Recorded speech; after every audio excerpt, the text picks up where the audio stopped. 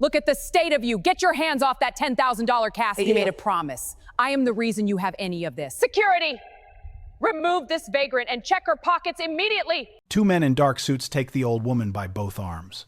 She does not fight them. A woman who fights at a funeral becomes the story. And she does not want to be the story. But as they turn her from the casket, a small object slips from the pocket of her taped coat and clicks onto the marble floor. A worn brass key on a faded ribbon. The kind that opens nothing modern, and it lands at the foot of the casket spray. And not one of the 40 people in that family chapel bends down to pick it up. They should have. That key opened the only door that explained where all of it came from the house. The company. The flowers. The bishop. The 3 countries. And the old woman they just dragged out by her arms was the reason any of them had a single thing to bury him in style. They also had no idea who she was. I'm Marcus Vale. I tell stories the powerful would pay anything to keep buried, sometimes literally. This one is about a woman named Ada Sorensen, a brass key on a faded ribbon, and the difference between a beggar at a funeral and the woman who paid for the whole life being mourned. If you've ever been treated like you were there to steal warmth from a room you built, drop one word in the comments. We'll know what it means. There are 12 receipts. We start with a key on a chapel floor that no one would touch. But before the chapel, you need to know who the old woman was. Ada Sorensen is 81 years old. She lives in a one-room apartment above a shuttered hardware store on the wrong side of the river, where the radiator works when it feels like it, and the stairs are too many for her knees. She wears a wool coat with the pockets taped because the linings tore years ago and thread costs money she would rather spend on other things. She takes 2 buses to get anywhere. On a cold week, she smells. Faintly. Of the bus shelter and the radiator, and being 81 and alone, which is to say, she smells like exactly the thing the dead man's daughter took her for. She is also the person whose name is on a document in a bank vault that explains where the entire Vance fortune came from. And the only living soul who knows what really happened in the winter of 1979. None of that is the interesting part. The interesting part is a young man named Tomas, frozen half to death in a doorway in 1979, and the woman who did not step over him. The dead man in the casket is Thomas Vance, 84, founder of Vance Holdings, a man the obituaries called a self-made titan, and a builder of an empire from nothing. A great American story of one man's grit. The chapel is full of people who believe that story, because Tomas told it for 50 years, and the telling was good for business, from nothing. By myself. No one handed me a thing. It was not true. And Tomas knew it was not true. And the one person on earth who could prove it was being dragged out of his funeral for smelling like a bus shelter. In the winter of 1979, Tomas Vance was 23 years old and finished. His first business had collapsed. He had signed personal guarantees he could not pay. Men he owed money to were not the patient kind. And on the coldest night of that year, he sat down in a doorway on the wrong side of the river with the specific stillness of a young man who has decided to stop being cold permanently. He had a bottle to help it along. He did not intend to see morning. Ada Sorensen found him. She was 34 then. A widow who ran a small lunch counter on that block and lived above it. And she was closing up when she saw a young man sitting too still in a doorway in weather that kills. She did not step over him. She got him up the stairs, which nearly finished both of them. And she put him by the radiator and fed him and did not ask questions. And when she understood what he had been about to do, she did a thing that made no financial sense for a widow who counted every dollar. She kept him. Through that winter, she fed him. She let him sleep on her floor. And when he told her about the debts, the specific men, the specific sums she did, the most reckless and the most human thing of her life, she had a small inheritance from her husband, the only security she had in the world. The thing standing between her and her own old age, on the wrong side of the river. She gave it to Tomas Vance. All of it. She paid off the men who were going to hurt him. And she staked him the seed of a new start. And she asked for nothing. And she made him promise only one thing. She did not ask for repayment. She asked for a promise. And Tomas weeping. 23. Alive, because of her swore it on the back of her hand, where he'd cut himself that winter fixing her radiator. A scar shaped like a fishhook. The promise was this: whatever you become, you never turn away the one who's cold in the doorway. And you never, ever turn me away. He became everything. The stake she gave him became a contract. The contract became a company. The company became Vance Holdings, the empire, the house, the 3 countries, the bishop, and the brilliant, terrible thing. Tomas Vance did. The thing that is the whole engine of this story is that he buried Ada out of the story. Not cruelly. At first, she told him to. Money is loud, she'd said. You stay quiet. A man who built it himself can hold his head up. A man who was saved by a widow's last dollar spends his life explaining it. She meant it as a gift. The gift of letting him keep his pride. He took the gift and built a legend on top of it. From nothing. By myself. And over 50 years, the legend hardened until the truth underneath it became an embarrassment. An old woman on the wrong side of the river who knew the founder had once sat in a doorway waiting to die. But Tomas never broke the core of the promise. Not entirely. Every month. For 40 years. An envelope of cash came to the apartment above the hardware store. Never a check. Never traceable. Just cash. Enough that Ada never went without. Delivered by a courier who didn't know what he carried. And every year, on the coldest night, Tomas Vance came himself. Alone. In an old coat. And sat by her radiator for 1 hour and said almost nothing. Because there are debts you do not pay with money. He kept her secret because she asked him to. And he kept her fed because he was not underneath the legend. A bad man. And he told his family, his children, his grandchildren, exactly one instruction about the woman they were never to meet. If an old woman named Ada ever comes to my door, you let her in. You give her the best chair. Whatever else you do in your lives, you never turn her away. Swear it. They swore it. They thought it was the sentimentality of an old man. They never learned why. 3 weeks ago, Tomas Vance died. And the envelopes stopped. Because the man who sent them was gone and had "this is the thing that broke it," never written the arrangement down anywhere his family would find it. Trusting his children to honor a promise they didn't understand. Ada read about his death in a newspaper she picked out of a recycling bin. There was a public funeral, the obituary said, at the family chapel, open to those wishing to pay respects.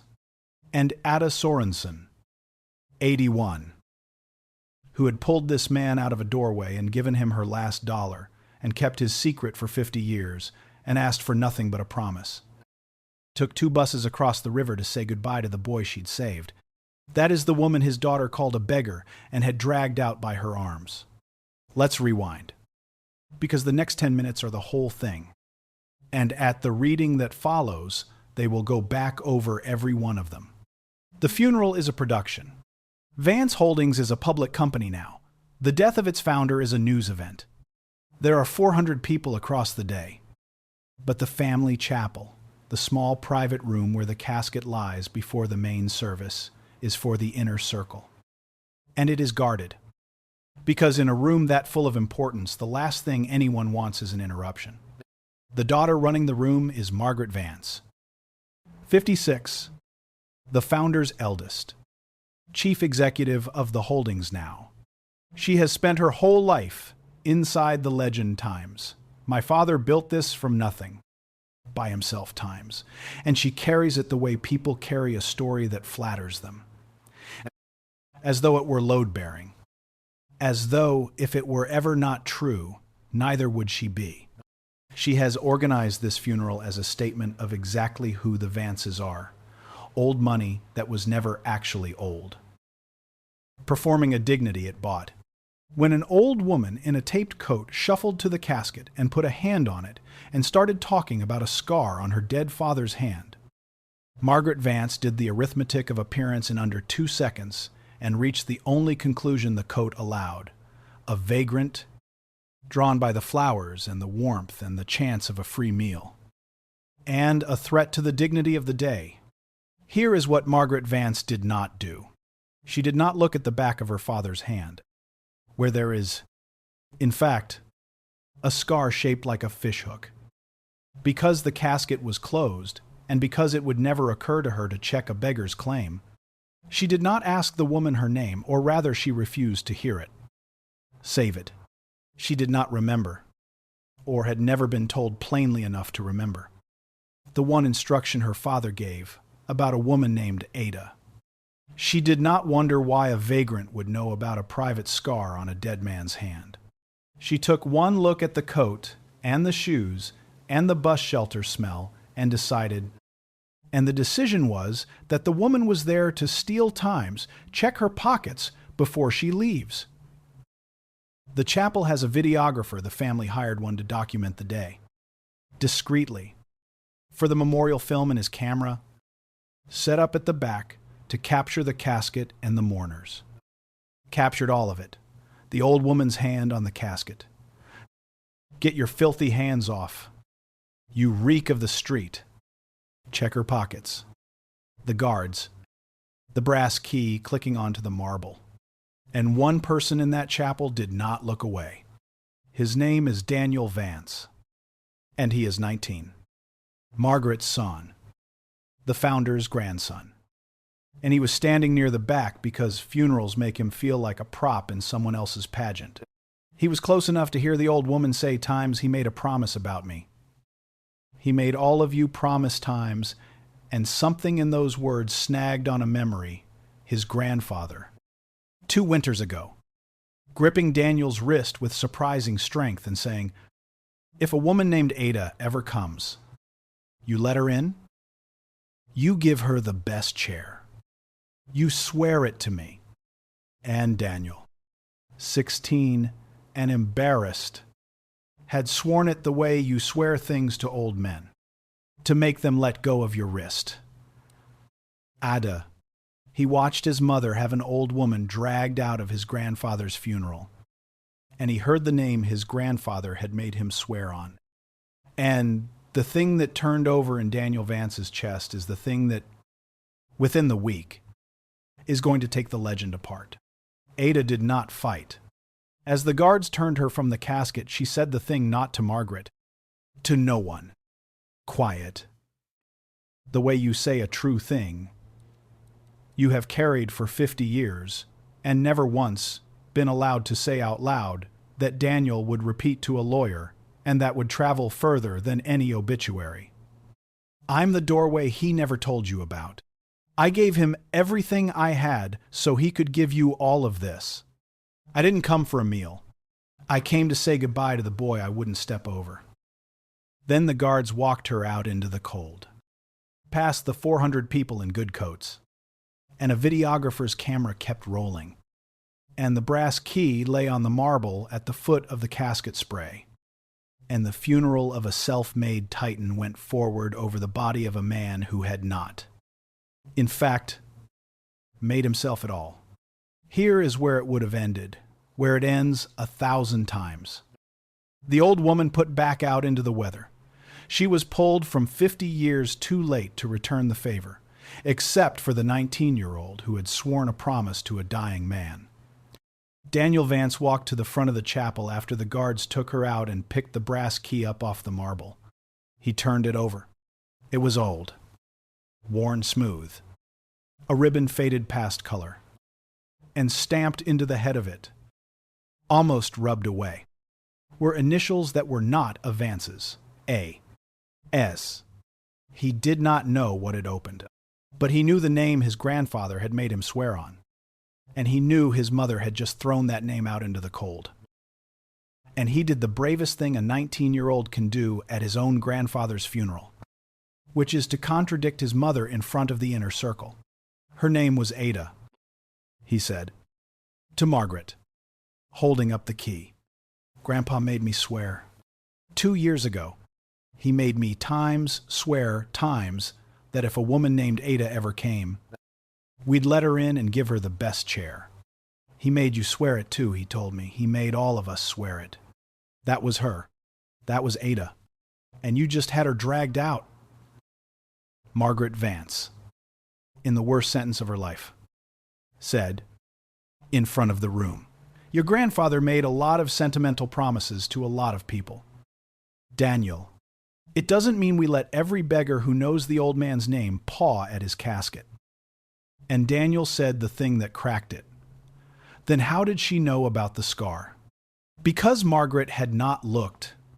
But Daniel, who had spent more hours with his grandfather than anyone, had held that hand, and he knew there was a scar on the back of it shaped like a fishhook. A scar the old man would never explain. An old story. From when I had nothing. The beggar had named it before anyone touched the casket. A beggar drawn by flowers and warmth does not know about a private scar on a dead man's hand. Daniel went after her. He caught Ada Sorensen at the bus stop across from the chapel gates, in the cold, waiting for the first of 2 buses home. And he gave her back the key. And he said, I'm Daniel, Tomas's grandson. He made me swear.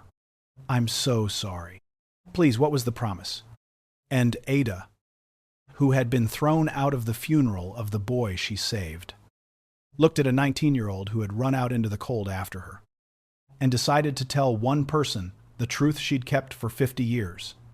There is no footage of a crime, because no crime was committed in that chapel, only a cruelty, and a key on a floor. What there is the videographer's recording, which the family had commissioned and now could not suppress because too many people had been in the room.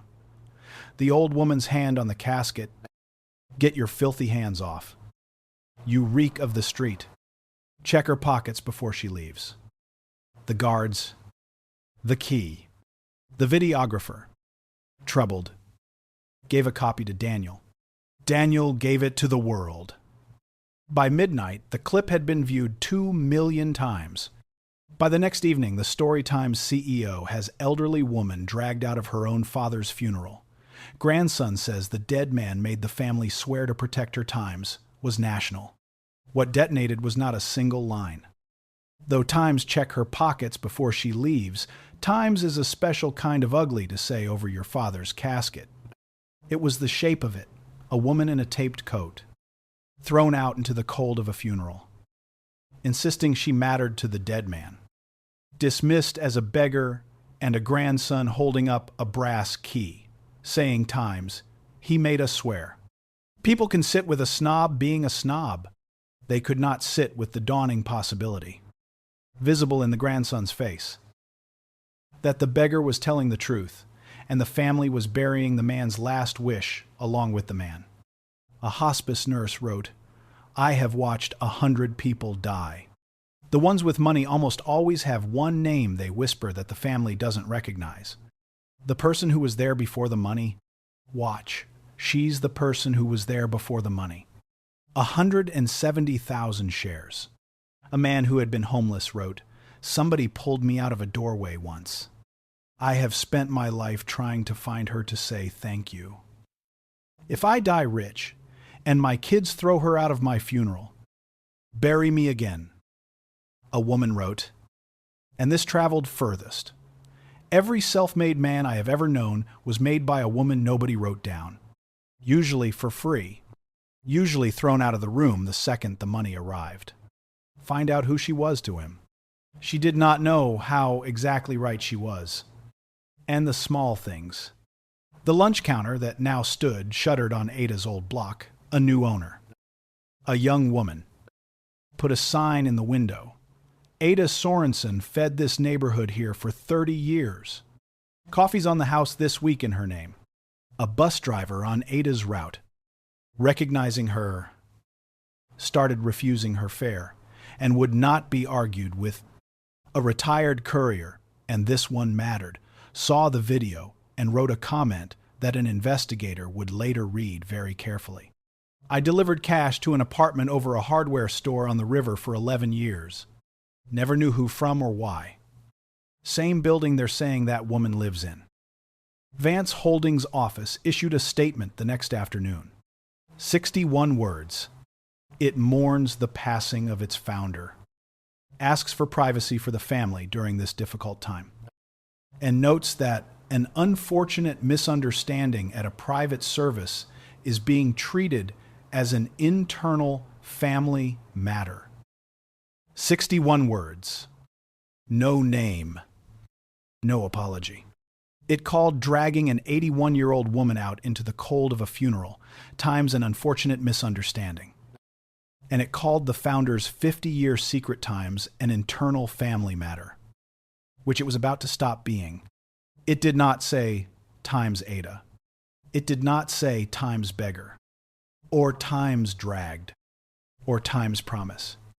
It defended the privacy and erased the person, which is, when you think about it, precisely what the family had been doing to Ada Sorensen for 50 years. Ada released nothing. She had no account, and she did not want one.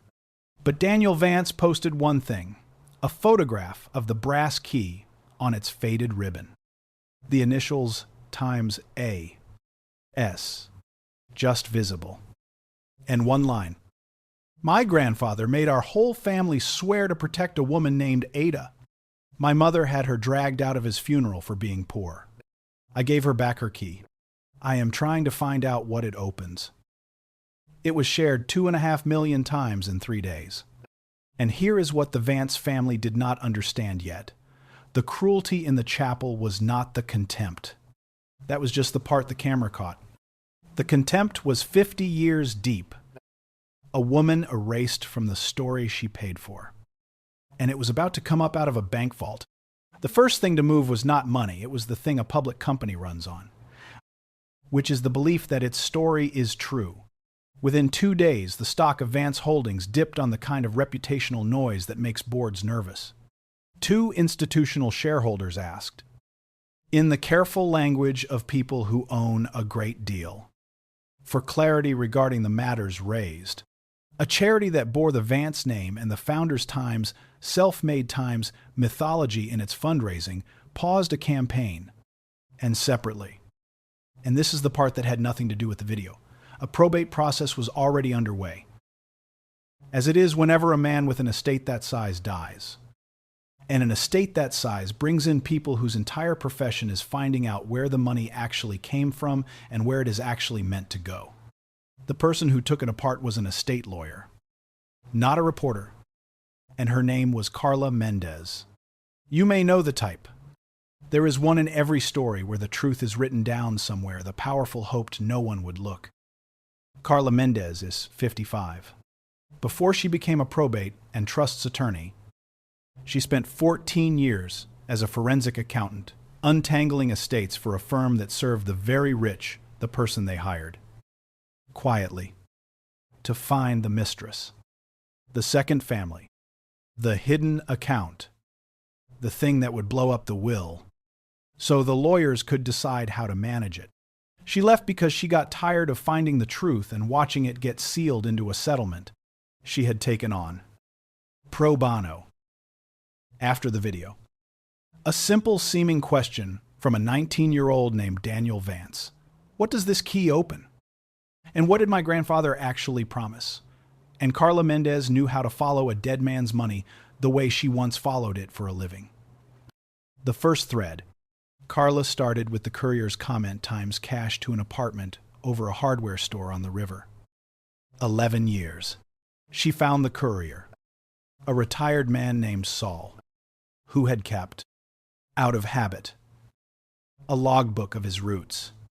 11 years of monthly deliveries to Ada's building. Cash, originating from a personal services account he'd been told never to discuss. She traced the account designation. It did not belong to Tomas Vance personally.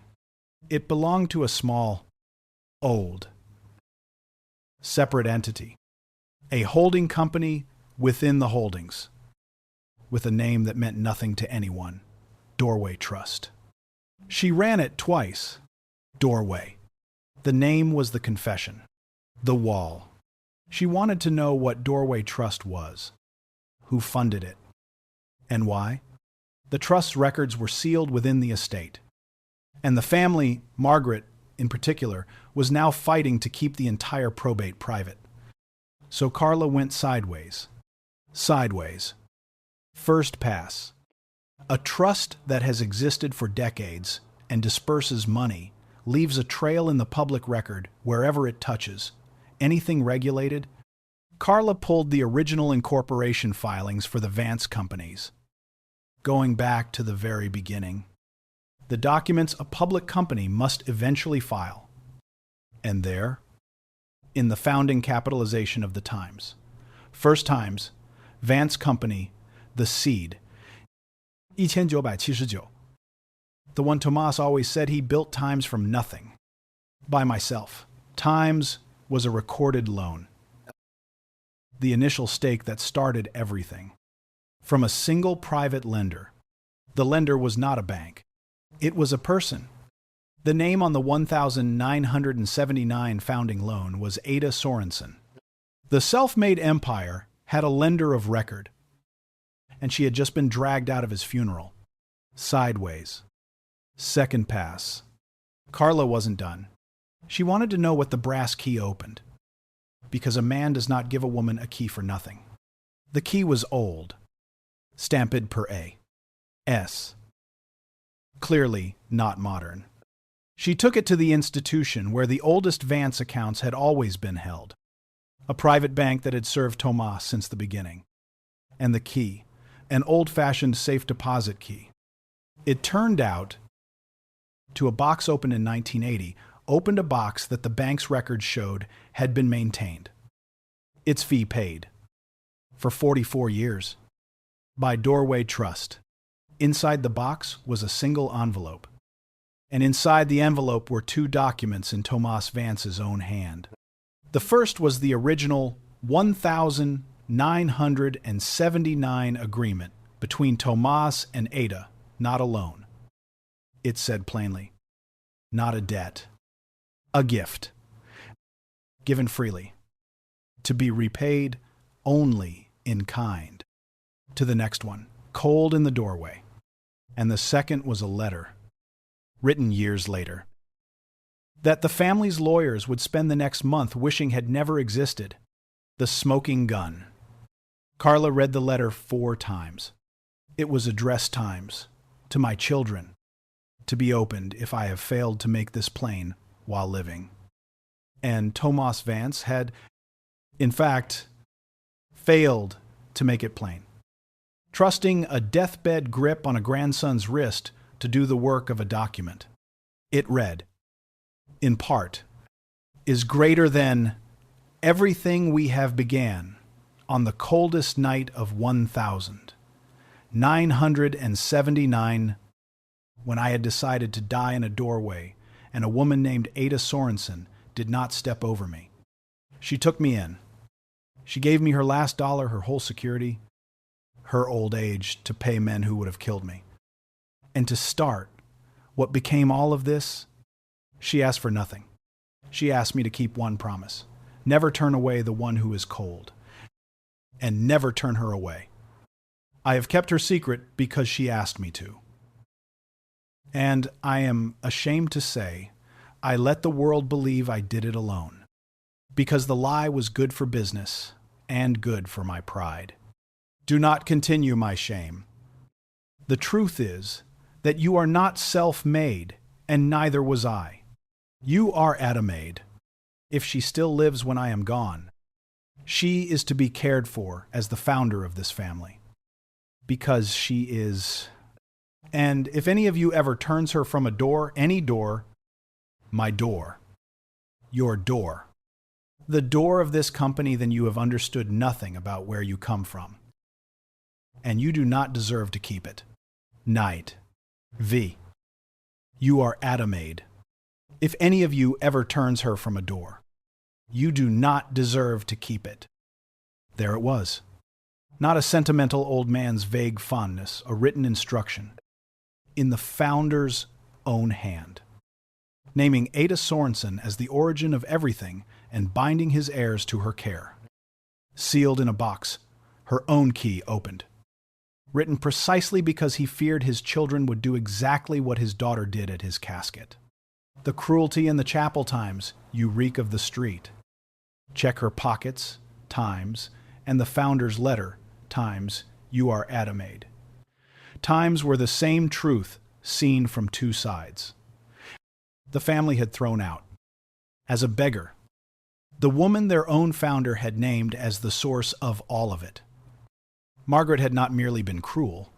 She had violated, on camera, over his body, the single most important instruction the man ever gave. Carla verified the handwriting against a dozen samples.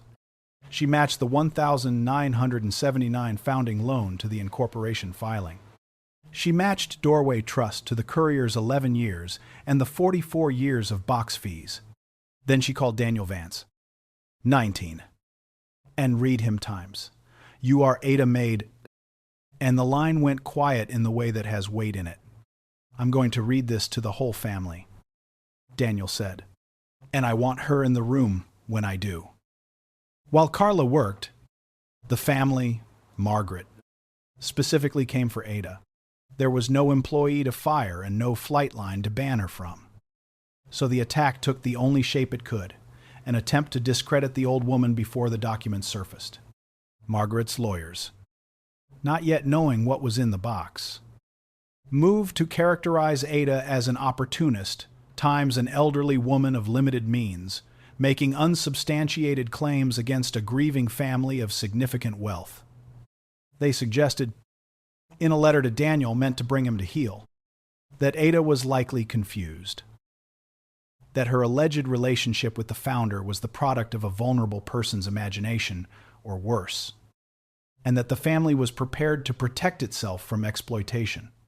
They used her poverty as the proof, a woman that poor, claiming to have funded that fortune, was self-evidently a fraud. The lie built the cage. And then the family pointed at the cage. Then the quieter cruelty, anonymous accounts, the usual stock faces, the same notes. That Ada was a grifter who'd done this before. That the grandson was being manipulated. That the key was a prop. That the whole thing was a shakedown of a family in mourning. One account posted a fabricated police record. Another posted, over and over, one word, fraud. And it reached the apartment above the hardware store. A neighbor who had nodded to her for years looked away. And Ada Sorensen, 81, who had given a stranger her last dollar and her old age and asked for nothing but a promise, sat by the radiator that worked when it felt like it and, for the first time in 50 years, wondered if she should simply disappear, give the key back, take no money. Let the Vances keep their clean story and their clean consciences. Because what was the truth worth now? At 81, against a family with lawyers and 3 countries worth of mourners. Maybe she had been a fool in 1979. Maybe a woman who gives away her whole security to a stranger in a doorway and asks for nothing times is times the fool they were now painting her as. Maybe the kindest thing, the dignified thing, was to vanish the way she'd let herself be vanished for 50 years. That is the floor of this story. She sat with the brass key in her lap, and when Daniel called her gently, Every day now. This 19-year-old who had run into the cold after her, Ada said, the thing I keep turning over. I never wanted anything for it. She said, not the money he sent, I'd have been fine without it. I only let him because it made him feel better. And a person should let the people they love feel better. I wanted one thing. I wanted to not be stepped over. I stepped toward a boy in a doorway when the whole world stepped past him. And all I ever wanted was to not be the one stepped past at the end. A long quiet. And his own daughter checked my pockets. Maybe I should just go. Maybe a woman who gives away everything and asks for nothing has no business being surprised when nothing is what she gets. And Daniel Vance said, Ada. He had started saying her name like it was the most important word he knew. You're not the beggar in this story. You're the founder. He wrote it down. He wrote, times you are Ada made. You come to the reading. You sit in the best chair. You don't disappear. You swore times, him, times nothing. But I swore times, you times something without knowing it. And I'm going to keep it. She didn't answer that night. But the answer was coming. It would take a brass key, a sealed box, and a letter in a dead man's hand. Here is the turn. And it came from the person with the most to lose by telling the truth. Daniel Vance, 19, who stood to inherit a piece of a fortune that the letter in the box revealed his family did not, in the deepest sense, deserved to keep. Daniel did two things. He gave Carla Mendez the key and the authority, as an heir, to pursue the question of the trust, which cracked the probate open from the inside, and he refused flatly. To his mother's fury, to participate in the legal effort to portray Ada as a fraud, telling Margaret, in a sentence that ended something between them, Grandpa held my wrist and made me swear. You had her pockets checked. One of us kept the promise. And it was the letter, once Carla had it authenticated, that forced the reckoning. Because a public company cannot pretend a founder's signed declaration does not exist once an heir has entered it into the estate record. The family could not bury it. Too many people now knew it existed. So there was a reading, not a courtroom, but the formal reading of the founder's estate documents before the family, the executors, the company's counsel. And because Daniel insisted, and an heir has standing to insist, Ada Sorensen, in the best chair, in the same wool coat with the taped pockets, because she would not pretend it had ever been the problem. And then Margaret Vance made the move that doomed her. The way these stories always turn on the powerful overreaching, certain that her father's letter was the maundering of a sentimental old man, and that no court would let a confused vagrant's claim upend a properly structured estate. She demanded the letter be read aloud in full. Into the record, confident it would sound like exactly the embarrassment she needed it to be. So she could move past it. She should not have demanded that. Because when you insist a document be read aloud, you have to let it be heard. Carla had the letter authenticated 3 ways. The handwriting, the paper, the bank's 44-year record of the box. The reading was held on a Wednesday. And the executor, at Daniel's request and over Margaret's whitening face, asked Margaret Vance as the eldest, as the chief executive, as the one who had run the room at the funeral to read her father's letter aloud herself. She could not refuse. She had demanded it be read. She looked at the page in her father's hand. The room was so quiet you could hear the old building settle. She read the first lines flat. Then she reached times. She gave me her last dollar, her whole security, her old age. And her voice began to go, because Ada Sorensen was sitting in the best chair 8 feet away, in a coat with taped pockets. And the arithmetic of that times, her whole old age, times against times. Check her pockets before she leaves. Times does not survive being read aloud by the person who said. The second thing over the body of the man who wrote the first. She reached times, you are not self-made and neither was I. You are Ada-made. And her voice broke entirely. She got to times, if any of you ever turns her from a door, you do not deserve to keep it. And she stopped, and she could not finish. And the silence after was 50 years long. The executor finished the letter for her.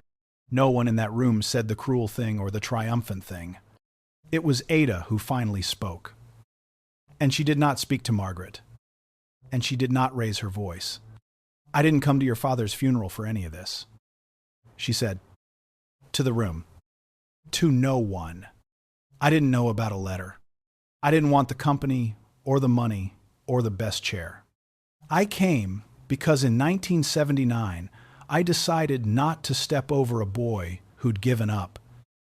And I have never once been sorry. Not even when your guards put me in the cold. She looked. For the first time, directly at Margaret. I'm not angry at you. You're what he was afraid of becoming. That's all. He spent 50 years making sure I never went hungry, and not one day making sure you understood why. And that wasn't your failing. It was his. He kept my secret so well he raised children who could throw me out and not know what they were throwing. She set the brass key on the table. Keep the company. I never wanted it. Just the next time someone's cold in your doorway, you remember you came from one. The outcomes came, though they were quieter than the usual kind. Because Ada refused most of them. The estate. On the strength of the founder's signed and authenticated declaration, formally recognized Ada Sorensen as the founding benefactor of the Vance enterprise.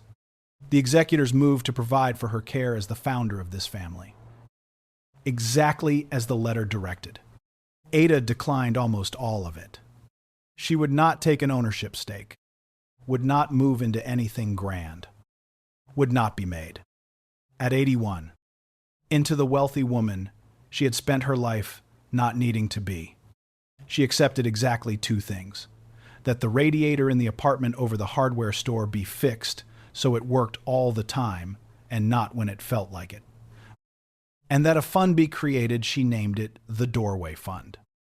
After the trust he'd named for her, without her knowing to do the only thing she had ever actually valued, which was to step toward the people the world steps over, a fund for the ones cold in the doorway. Margaret Vance did not lose the company. The letter shamed her. It did not disinherit her, but she stepped back from the public face of it within the year. Because a CEO whose first national moment is Times, check her pockets before she leaves, Times over her own father's casket, is a liability a board manages out of the spotlight. She gave one interview in which she said she had been overwhelmed managing a high-profile funeral and had had no way of knowing who the woman was. The interviewer asked what a person needs to know about an 81-year-old before deciding not to have her pockets checked. She had no answer. When people ask if she's the woman from the funeral video, she says no. She is lying. And everyone knows it. Carla Mendez did not write a series. She is a lawyer. Not a reporter. But the reporters came. And the story they wrote about the woman, written out of a self-made legend. About how many fortunes have an Ada in a doorway that no one ever names, traveled far past the business pages. Recognized by everyone who had ever been the uncredited beginning of someone else's clean story. And Daniel Vance, 19, runs the Doorway Fund now. It was the one job Ada asked of him. The only thing she'd let the family give it to the boy who came into the cold after me. 6 months later, the part of this that matters most to exactly one woman happened in a place with no cameras. The lunch counter on Ada's old block reopened the young owner, who'd given away coffee in Ada's name, kept it open with help from the Doorway Fund, and on the wall by the register there is a photograph now. And beneath it, a small brass key in a frame. The photograph is of a young man, maybe 23, thin, gaunt, sitting by a radiator with a blanket around his shoulders, and the careful, stunned expression of a person who did not expect to be warm again, Thomas Vance. In the winter of 1979. Photographed by a widow who wanted to remember the night she didn't step over him. Below it, a line Ada asked for, in her own hand. Everybody who ever built anything was somebody's doorway first. Ada Sorensen still takes 2 buses. Though the fund offered her a car, she still lives over the hardware store. Though the radiator works now, all the time. She is, at 81, exactly as rich and exactly as poor as she chose to be. Which is to say she has enough and wants nothing. Which is a kind of wealth the Vance family spent 3 generations failing to understand. Daniel comes to see her on the coldest night of the year, the way his grandfather used to, and sits by the radiator for an hour and says almost nothing. Because there are debts you do not pay with money and promises you keep by showing up. He brought her. The first winter. The brass key back times it's yours. It was always yours times, and she gave it back to him. No, you keep it. You're the one who picked it up off the floor. It is on his key ring now. The old worn brass thing that opens nothing modern. And the young people who work at the Doorway Fund ask him about it sometimes. And he tells them, here is what Ada Sorensen thinks about. By the radiator that finally works. When Daniel has gone home. Not Margaret. Not the guards. Not the pockets. Not the cold outside the chapel gates. She thinks about the moment the key slipped from her taped pocket and clicked onto the marble at the foot of the casket. And 40 people in good coats looked at it and threw it and stepped over it. The way the whole world had stepped over her for 81 years.